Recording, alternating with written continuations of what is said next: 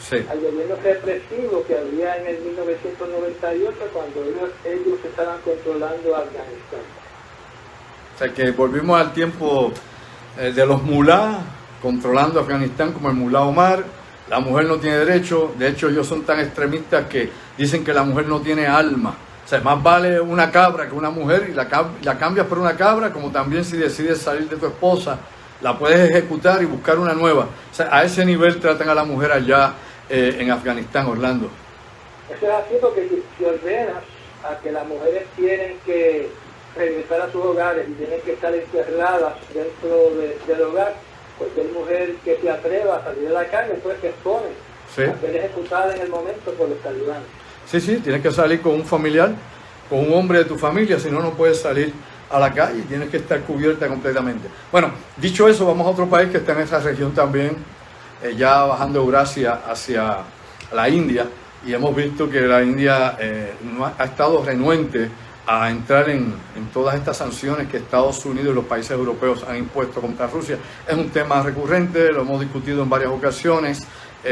Obviamente India tiene negocios con Rusia de diferentes escalas, aunque tiene problemas con China, no con Rusia, y hay que recordar que Rusia precisamente ayudó a la India a desarrollar su plan nuclear de armas nucleares y siempre ha tenido apoyo militar de Rusia, ¿no? Le ha suplido los armamentos a India, Rusia. En estos momentos pues hay esta actitud del gobierno de la India de no apoyar a Occidente, irse al lado de Rusia por la dependencia que hay, y esto también ha traído problemas internos, entre otros, dentro de la India.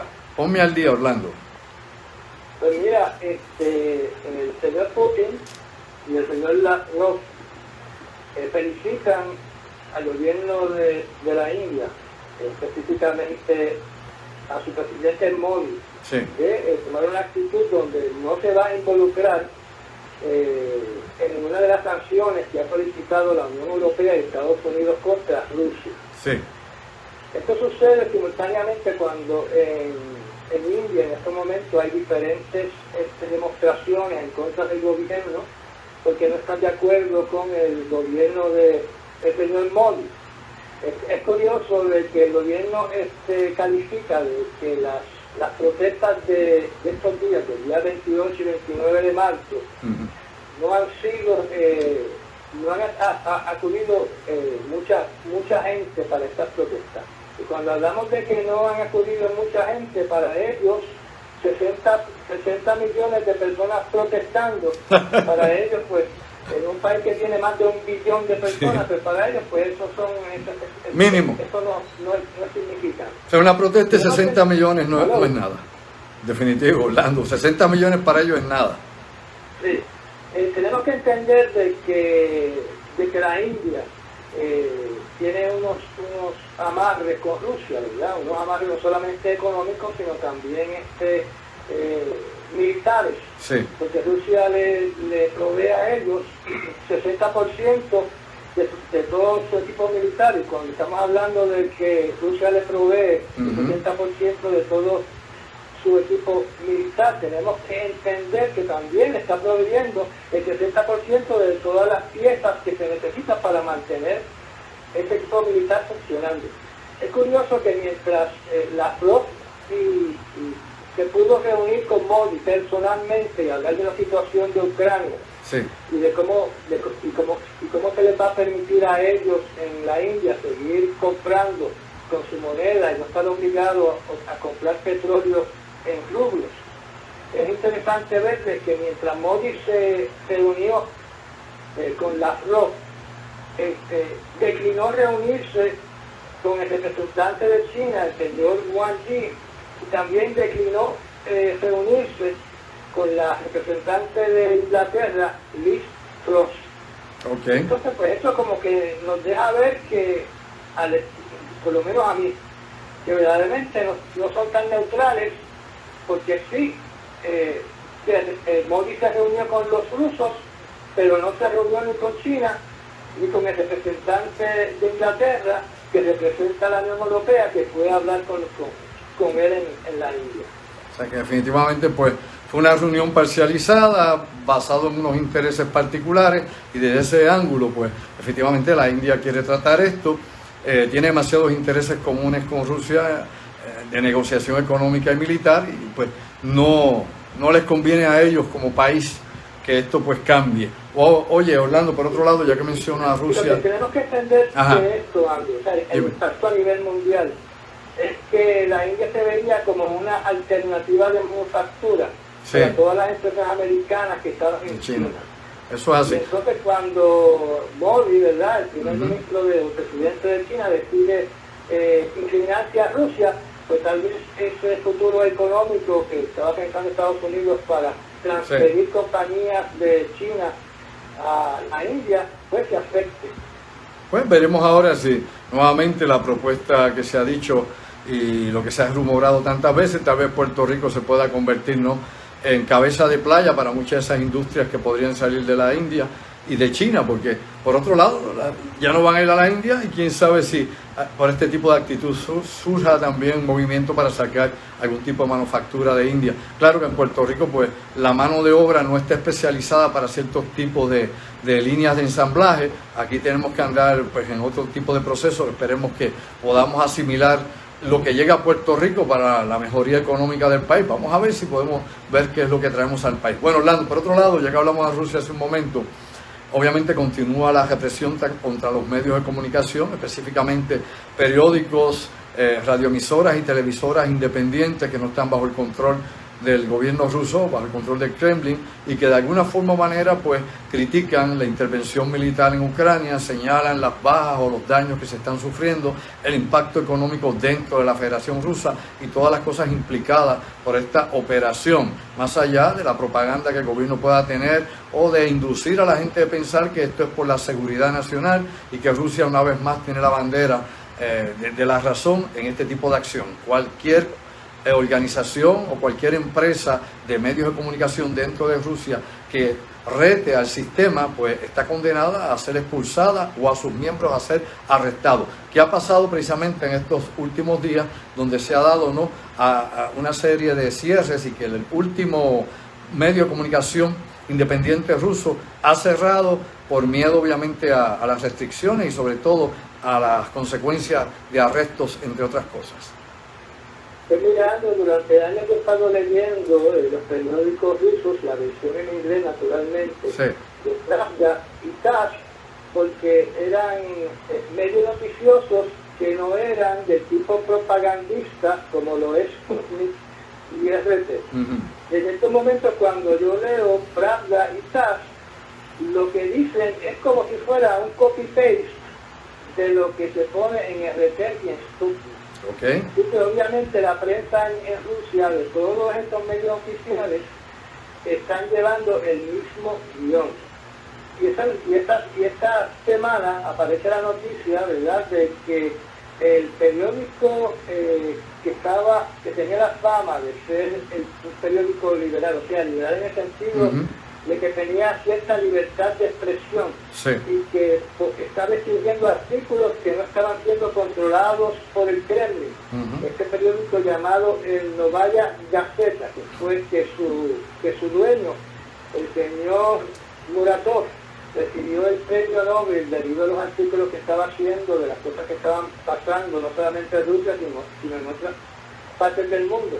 Pues este individuo acaba de indicarle que está cerrando por completo, cierra sus operaciones 100%, este periódico Novaya Gazeta, porque ha recibido una segunda advertencia del Kremlin, que si sigue escribiendo, ¿verdad?, artículos relacionados a Ucrania que no van en línea con lo que quiere el Kremlin, él y todos los que trabajan en el edificio van a ser arrestados por el gobierno. Como tú sabes, el gobierno de Rusia, creo que hace 2 viernes atrás, indicamos de que habían impuesto al periodismo que podían ser encarcelados por 15 años si se ponían a hablar en contra del gobierno de Putin. También se indica en el artículo que ya van más de 100 periodistas que se han ido a la huida, que han ido de Rusia para evitar ser perseguidos y arrestados, ¿verdad?, por el gobierno de Putin,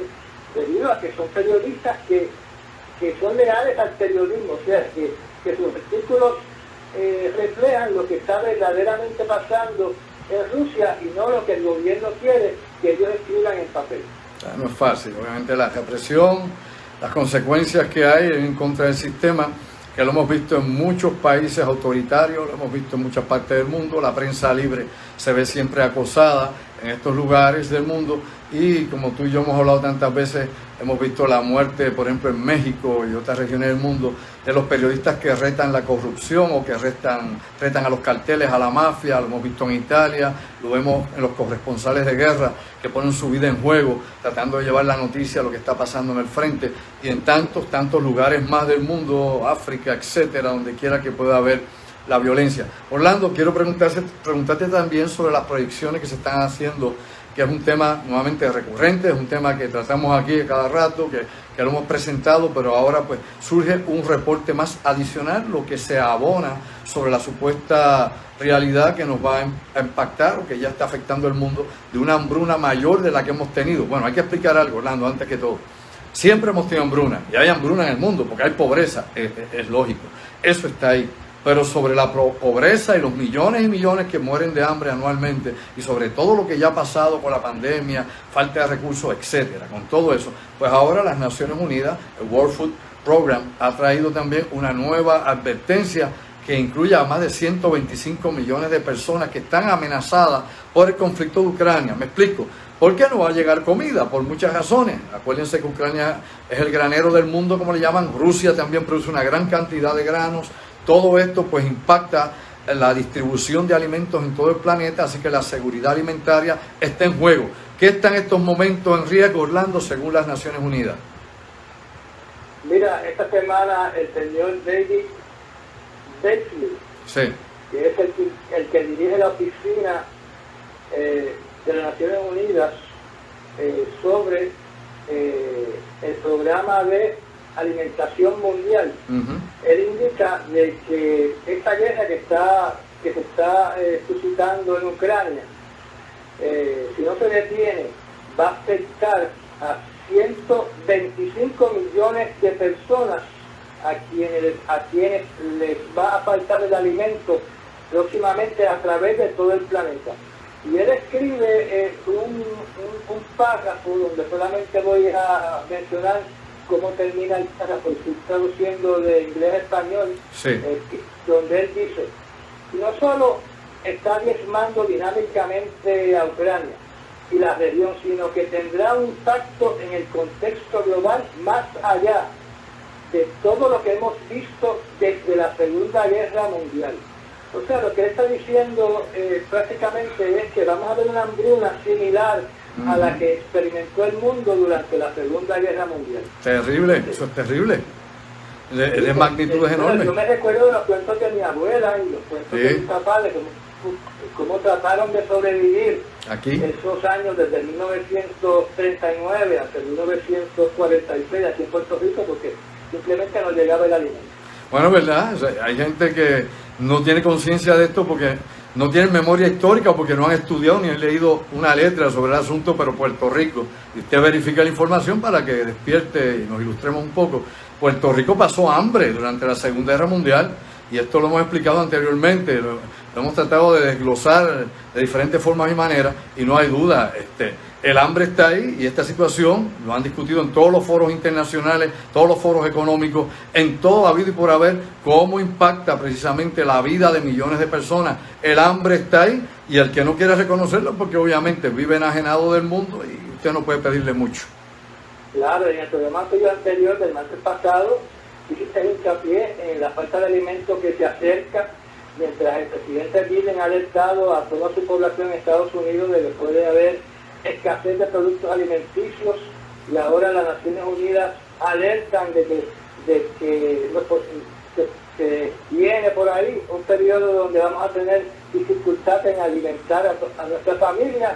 En tu programa del martes tú criticaste a este periódico que en su primera plana pone de que aquí en Puerto Rico no va a escasear el alimento, algo que es completamente falso.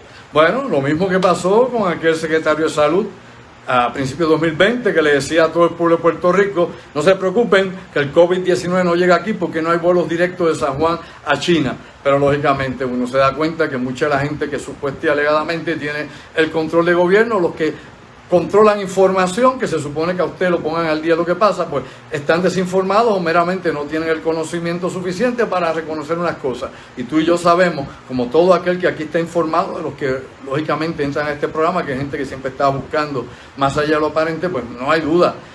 Es obvio, es lógico y es obviamente posible, por las circunstancias que se están dando, de que va a escasear comida en Puerto Rico en algún momento. ¿Cuándo? Yo no sé, pero no puede usted garantizarle a un país dependiente de lo que viene de afuera, de que eso va a seguir llegando cuando, por ejemplo, Orlando, tú y yo sabemos muy bien, en Puerto Rico, el 97% de toda la energía que se produce es de combustibles fósiles que se traen fuera de Puerto Rico. El 3% es, entre comillas, pues los grandes abanicos que usted tiene dando vueltas allá en el sur y en el este de Puerto Rico, o lo que usted puede encontrar en algunas fincas solares en la isla, que es un 3% miserable, que no da para mover nada en el país, Orlando. Claro, y lo que tenemos que entender es que una vez llegue la hambruna, ¿verdad? Si llega, debido a este conflicto que hay en Ucrania, y debido a que lo que se ha comprado, el inventario que se habrá comprado de Ucrania en los almacenes debe estar diezmando. O sea, una vez llegue la hambruna a toda Europa, que tiene más poder adquisitivo de Puerto Rico, claro, pues va a chupar el alimento que necesitamos nosotros aquí para podernos alimentar todos los días. Fíjate, y en Estados Unidos hay un fenómeno interesante, a los amigos que nos ven de Estados Unidos. Hay ciudades en Texas y otras regiones del sureste de Estados Unidos donde tú ves las góndolas vacías de supermercados y de cadenas como Walmart, por ejemplo, que distribuye en todos los Estados Unidos, tiene un poder enorme. Acá en Puerto Rico la gente dice, pero yo veo de vez en cuando una que otra cosa que falta. Pero en Puerto Rico, lo he dicho muchas veces, acá a nosotros nos llega, obviamente, mucho del material que se almacenó por año, mucha de la mercancía que nos llega acá a nosotros, que es excedente del mercado de Estados Unidos. El mercado de Estados Unidos es un mercado primario, entiéndalo, no cabe más, que el que diga que no sabe dónde está parado y se está hundiendo. Es un mercado primario. Puerto Rico es un mercado secundario, un mercado secundario. Obviamente nosotros acá dependemos de lo que venga de allá y aquí nunca llegan frutas, ni vegetales, ni nada, ni tubérculos frescos. Porque cuando tú vas al supermercado ahora, Orlando, tú que lo visitas bastante, mira, yo traje unas uvas aquí que parecen pasas. Y así está pasando con gran parte de las frutas que nos llegaban o nos están llegando. Así que vamos a despertar, porque definitivamente esto va a ir cerrando el círculo y cada día vamos a tener menos cosas accesibles. Eso es así, amigo. Bueno, Orlando, otra cosa más importante, yo creo que es importante que la toquemos, tiene que ver con el COVID-19, el impacto que está ocurriendo allá en Shanghái, una de las principales ciudades industrializadas de China, donde el COVID-19, al igual que otras ciudades, nuevamente está impactando, pero en esta ocasión parece que lo que se está dando no es una ola letal de COVID-19 como fue el Delta, ¿no? Esta variante, sino que ahora nos están hablando de un COVID asintomático, pero que se sigue propagando sin matar gente, pero sin síntomas. Y yo no sé qué preocupa eso, porque a todos nos enfermamos en mayor o menor escala, y toda la vida, si usted habla con un médico, mis amigos, o habla con un virólogo, toda la vida usted está enfermo, lo que pasa es que su cuerpo y su sistema inmunológico tiene tolerancia y usted sigue viviendo. A usted entra todo tipo de bacterias y virus. ¿Qué está pasando en la ciudad de Shanghái, Orlando? Pues bien, estamos leyendo diariamente de que sigue progresando el cierre, ¿verdad? O la cuarentena en diferentes sectores de Shanghái y se pronostica de que en algún momento van a cerrar toda la ciudad. El problema es que Shanghái es uno de los puertos que más exporta mercancía de China al mundo, al resto del mundo. Y por lo tanto, si el puerto de Shanghái cierra, si la ciudad se paraliza, pues eso va a afectar al resto del mundo. Y va a haber una escasez de todos los productos que se producen en China que nos llegan a nosotros a través de los puertos de Shanghái. Ahora es curioso ver esta situación de Shanghái porque mientras nos imaginamos que están cayendo personas muertas, como vimos en los videos de Wuhan en el año 2020, ya lo que está pasando es que se están infectando personas de la variante de COVID del Omicron 2 y son personas que son asintomáticas. O sea, allí hay una epidemia de asintomáticos.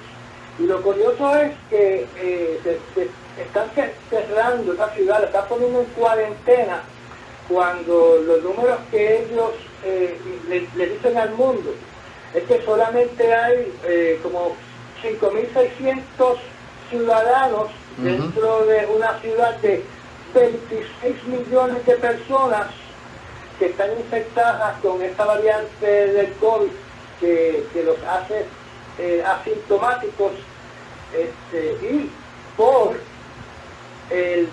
este 0.02% de la población que ahora son asintomáticos con el COVID Omicron 2 están paralizando la ciudad. Wow. Así que para mí, yo espero de que no cierren los puertos de Shanghái.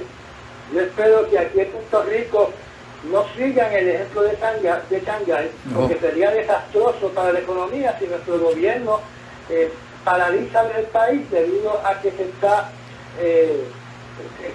esparciendo una enfermedad que lo que produce son asintomáticos.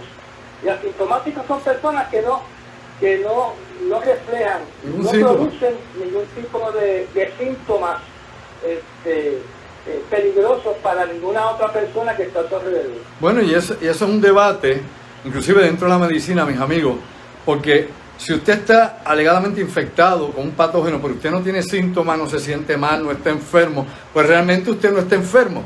O sea, los síntomas precisamente y la reacción del virus en su cuerpo o el patógeno, la bacteria, lo que sea, es lo que determina su nivel de enfermedad y su capacidad. Si su sistema inmunológico lo puede tolerar, lo puede controlar, pues no hay por qué declararlo enfermo. Ahora, esta nueva variante que tú mencionas, Orlando, sin síntoma alguno, pero porque supuesta y alegadamente se registra el virus en una prueba, ya vamos a cerrar la ciudad, vamos a paralizarlo todo. Acá en Puerto Rico, si eso pasa y lo paralizan todo por más miedo que vergüenza, vamos a caernos en el hoyo negro de nuevo y jamás vamos a salir de él. Y me explico brevemente para ir cerrando el programa con un tema adicional con Orlando. Ahora mismo la positividad en Puerto Rico está entre 7.2 y 7.3. Y ya hay gente dentro del grupo de asesores de gobierno que ya están pidiendo y reclamando cierre de todas clases, emergencia nacional de nuevo, y obviamente los niveles de muerte en Puerto Rico siguen bajos. Y han bajado también los niveles de personas hospitalizadas por COVID-19 o cualquiera de sus subvariantes. Pero nuevamente hay gente que vive de este miedo, de esta pandemia, y aunque la pandemia ha sido real y los muertos han sido reales y todo esto se ha dado y lo hemos vivido, y no podemos estar enajenados y negándolo todo, que no ha sido verdad cuando sí lo ha sido, lo que ha sido una exageración es la reacción, la sobrereacción del sistema y cómo algunos grupos de intereses se han beneficiado descaradamente de todo este evento, por incluir farmacéutica. Pero bueno, a lo que voy, para no quedarme en ese tema, claro, que es un tema que hemos hablado mucho, Orlando. Sí, claro, pero tenemos también que indicar que en Shanghái durante esta semana no se ha reportado ningún muerto por el COVID-19 de Omicron 2. Así que verdaderamente están exagerando la situación. No, definitivo. De esta pandemia que se está regando por esa ciudad. Bueno, Orlando, para ir cerrando contigo ya, que ya el tiempo llegó al photo finish, veramente, quiero preguntarte algo sobre lo que está pasando en El Salvador. Acá en Puerto Rico tenemos mucha gente que obviamente son de la línea independentista, y para ser independentista usted no tiene que ser ni comunista ni socialista, lo he explicado hasta la saciedad. Usted puede ser democrático, socialdemócrata, lo que usted quiera, ¿ok? Así que la gente a veces es extremista en las decisiones o cuando opina sobre un tema, especialmente sobre el tema del estatus. Allá en El Salvador, ¿no? Bukele, que es el presidente que tanta gente aplaude, inclusive aquí en Puerto Rico he visto muchos grupos de izquierda que apoyan a Bukele en todas las decisiones y dicen que ese es el nuevo líder de Latinoamérica, y lo veo ensalzándolo, y yo me pregunto, lo mismo pasa con otro grupo que ensalzan a Noriega allá en Nicaragua. Pues bueno, con Bukele, allá en El Salvador hay gente que le aplaude todo, pero cuando uno va a ver la política económica de Bukele, se da cuenta que es más extrema que la política económica que se ha puesto con la ley 22, la ley 30 y todas las leyes que se han puesto en Puerto Rico. ¿Qué está pasando no solamente con el Bitcoin allá y los millonarios que se están quedando ahora con El Salvador, gracias precisamente a las leyes que trae Bukele? Ponnos al día con eso para cerrar el programa, Orlando. Pues mira, el paraíso que él estaba pintando Bukele a todos estos extranjeros que él está invitando a su país, que son millonarios para que hagan sus mansiones, compren las playas, hagan sus mansiones en la playa, compren las propiedades de la gente y establezcan edificios, hagan sus mansiones, etcétera, etcétera, y que siga subiendo, ¿verdad?, la clase alta de El Salvador mientras se queda igual la clase baja. Pues entonces este paraíso que está vendiendo al extranjero el señor Bukele aparentemente se le ha derrumbado debido a que recientemente ha subido dramáticamente los asesinatos de la isla, del país, a causa de 3 grupos que ellos tienen criminales, que son el MS-13, el barrio 18 de sureños y el barrio 18 de revolucionarios. Ellos tuvieron en un solo día más de 60 asesinatos. El día anterior, me parece, si recuerdo bien, los asesinatos fueron en 45. Y el señor Bukele acaba de declarar una emergencia nacional en El Salvador, donde le ha solicitado al Parlamento que derogue una gran cantidad de los derechos humanos, los derechos constitucionales de los ciudadanos de El Salvador. Y entonces ahora las autoridades gubernamentales de El Salvador, o sea, el gobierno de Bukele, tiene la autorización de arrestar por cualquier motivo a cualquier persona que piensa que es un criminal y lo pueden meter preso sin tener que procesarlo en una corte de justicia, ni tener que levantar cargos formales inmediatamente, y pueden tenerlos presos por un tiempo indefinido. Y estos son los primeros pasos que hace cualquier dirigente de un país, como está pasando ahora en Tunisia, donde le quita los derechos civiles a la gente y aprovecha que quitó todos los derechos civiles de la gente para entonces poder eliminar a toda la competencia que pueda tener dentro de ese país. Por eso es que es bien peligroso que uno quite la carta de derechos que tienen los ciudadanos bajo su constitución, porque se puede crear en una dictadura casi inmediatamente. Y eso es lo que está pasando ahora mismo en Salvador. En El Salvador. Se podría decir que es un golpe de Estado de control del país, similar al golpe de Estado que está pasando en Tunisia en estos momentos, donde Said, el presidente de Tunisia, también, en el caso de Tunisia, pues él desactivó totalmente a su parlamento. No, es terrible. ¿Estoy en línea todavía? ¿Me estás oyendo? Sí, te estoy escuchando aquí, definitivamente. Bueno, la voy hablando, no hay tiempo para más, pero hay que enfocar, ¿no?, la visión que tenemos de todas estas repúblicas y específicamente los sistemas de gobierno que se están imponiendo, tanto de autoritarios, dictatoriales, cómo una cosa se vende como una y surge como otra, cómo se manejan los medios de publicidad y la propaganda a través del mundo, y nos damos cuenta, pues, nuevamente más que este es un mundo de mentiras, y donde definitivamente, pues, el hombre y la mujer común siempre están sometidos a las decisiones de otros que se creen dueños de la vida de los demás. Gracias, Orlando, por haber estado conmigo otro viernes en La Otra Realidad y aportando siempre sobre la discusión internacional.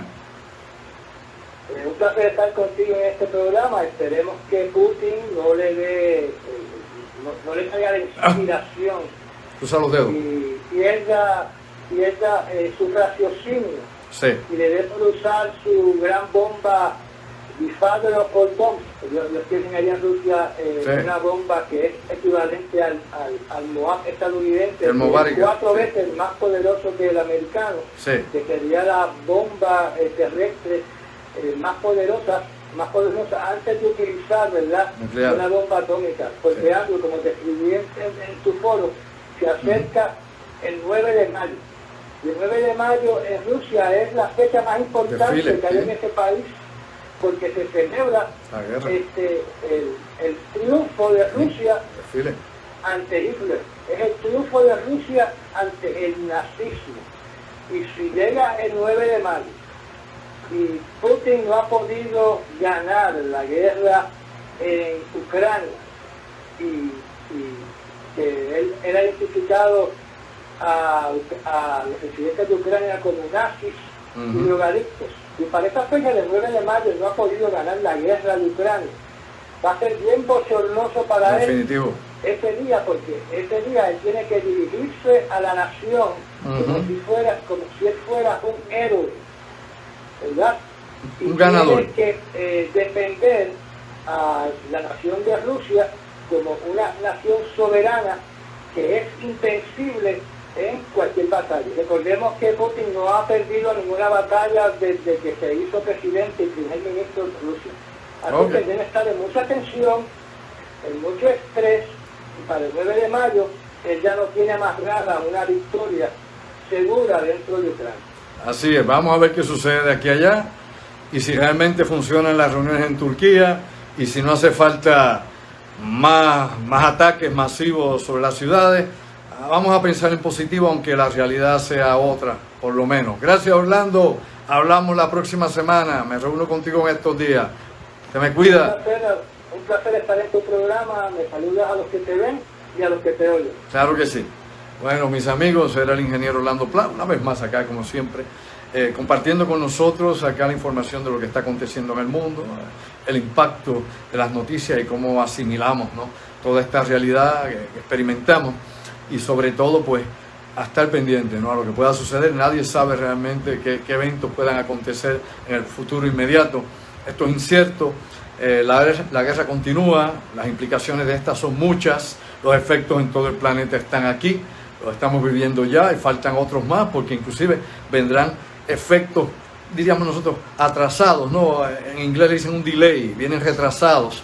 Una vez aún termine, aunque el conflicto terminara mañana, digo, hipotéticamente, si terminara mañana, todavía los rezagos de lo que ha sido esta guerra y la destrucción y los gastos y todo lo que ha estado relacionado a nivel de desbalance de equilibrio económico global, lo vamos a sentir aquí, lo vamos a sentir por un buen tiempo.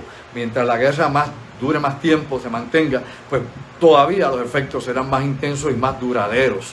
Orlando menciona lo del desfile del 9 de mayo, que obviamente celebra el fin de la Segunda Guerra Mundial sobre Alemania nazi, y esto pues es una realidad política dentro de Rusia, una realidad también psicológica en la cabeza de Putin y su liderazgo. Si no ha vencido a Ucrania todavía de aquí a allá, ¿cómo podrá presentarse en esa marcha y cómo podrá dar un discurso de héroe vencedor? Lo desconocemos. Por eso es que Orlando menciona lo del uso del padre de las bombas, esta bomba termobárica de gran poder, que definitivamente podría ser devastadora para las ciudades, pero que ya inclusive hay señalamiento y advertencias sobre esto. Estados Unidos utilizó la suya, que es menos poderosa, como 4 veces menos, la usó obviamente en Afganistán, pero no en zonas pobladas. Estas serían usadas en zonas pobladas. ¿Qué depara el futuro? Yo no lo sé. Es incierto. La teoría del caos está en todo su apogeo. El efecto mariposa en todas partes, los efectos colaterales y conectados y reconectados nos dirigen la vida o la desvían. Aquí estamos en este mundo. Y les recuerdo una vez más, ya que tratamos estos asuntos seriamente, profundamente, y el que tenga conciencia, pues que caiga en tiempo de lo que es esto, más allá de lo que pasa en la isla localmente y del ombligo que la gente cree que está. Mis amigos, recuerden que vamos a estar el 23, sábado 23, en Ponce, en el restaurante La Antesala by Fusión. Esto es en la avenida Hostos, en Ponce. Vamos a estar el día 23 a las 8 de la noche, sábado 23 de abril, 8 de la noche, con la conferencia audiovisual Imperio. Nuevo todo, impactante, para ponerte a pensar más allá de lo aparente. Y los que han estado en toda nuestra conferencia saben que hay material de sobra, análisis profundo, y obviamente usted es parte de la actividad. Aquí tenemos de todo para discutir y para ver más allá de lo aparente. Y aquí hemos llegado al final del programa. Aquí agradecemos a Orlando su participación. Recuerde que esto va a ser subido a nuestro canal de YouTube, Andrew Álvarez Chardón en YouTube.